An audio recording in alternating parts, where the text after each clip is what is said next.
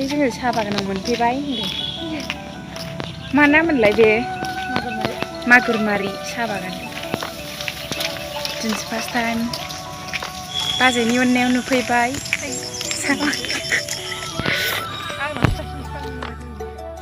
hello friends welcome to back my YouTube channel खुलुमबाय लोगोफोर नोंथांमोन गासैखौबो आंनि मोनसे गोदान भिडिअ फिन खेनसेबाव बरायहरनाय थाबाय दिनै आङो दंफैयो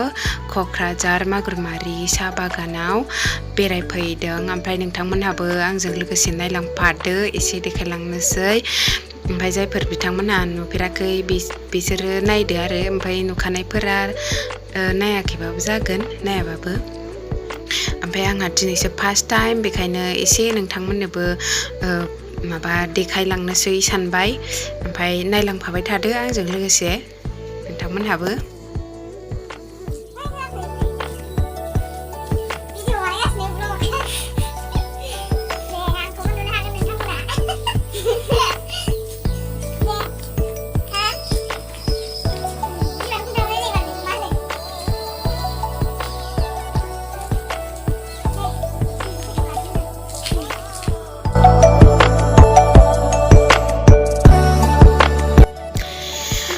बिराद गुवार लोगोफोर नै बे साहा बागाना बिराद मोजां गोरलै गोरलै बिलाइ खिलिहांबायमोन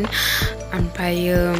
नैबेयो फार्स्ट मोनजेननाय लामा बै मोनसेजों फाक्का लामा दङ आरो ओमफ्राय जों बैजों हाबहैस्लाबनो हायासै बेलासिबायमोन ओंखायनो जोङो बेजोंनो हाबबाय मालाबा थांफिननोसै ओमफ्राय बिराद मोजां बिराद गुवार लोगोफोर नोंथांमोनहाबो सोरबाफोर थांफेराखैबा बेरायहै बिराद मोजां थान्दा बार खोलो खोलो